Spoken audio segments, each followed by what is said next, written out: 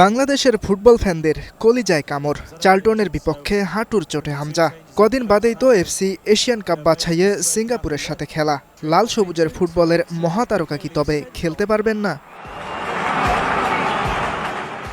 Match শেষে আশঙ্কার কথা অকপটে জানিয়ে গেছেন লেস্টারের অন্তর্বর্তী কোচ অ্যান্ডি কিং। এমসিএল নামের ইনজুরিতে বাংলাদেশি মিডফিল্ডার সেরে উঠতে সময় লেগে যেতে পারে ৬ থেকে ৮ সপ্তাহ। তার মানে ১.৫ থেকে ২ মাসের লম্বা ধাক্কা। হিসাব বলছে সিঙ্গাপুরের ম্যাচে হামজাকে দলে পাবেন না হাবিয়ার কাবরেরা। এত আনন্দের মাঝেও ভালো খবর হচ্ছে, সেরে উঠতে হামজার কোনো অপারেশন লাগবে না, শুধু পুনর্বাসন প্রক্রিয়া লম্বা। এই যা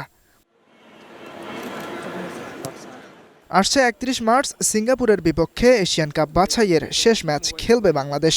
তার আগে ২৬ মার্চ ভিয়েতনামের বিপক্ষে একটি প্রীতি ম্যাচ খেলার কথা আছে জামালদের। বাফুফে বলছে, হাঁটুতে আঘাত থাকলেও মানসিকভাবে চাঙ্গা আছেন হামজা। নিয়মিতই দেশের সেরা তারকার সাথে যোগাযোগ রাখছে ফেডারেশন, কিন্তু ম্যাচের আগে ফিট হয়ে মাঠে নামতে পারবেন কিনা সেটা এখনই নিশ্চিত করে বলতে পারছে না বাফুফে। তবে সিঙ্গাপুরের বিপক্ষে হামজার খেলা নিয়ে আশাবাদী ফেডারেশন। ২০২৫ সালের মার্চে বাংলাদেশের জার্সিতে অভিষেক হয় হামজার। ইংল্যান্ডে বেড়ে ওঠা এই ফুটবলার লাল সবুজের জার্সিতে এখন পর্যন্ত খেলেছেন মোট ৬ ম্যাচ, করেছেন ৪ গোল। এফসি এশিয়ান কাপ বাছাইয়ের তৃতীয় রাউন্ড থেকে বিদায় নিশ্চিত হয়েছে বাংলাদেশের। ৫ ম্যাচে ৫ পয়েন্ট নিয়ে ৪ দলের গ্রুপে তৃতীয় অবস্থানে জামাল সোহেলরা।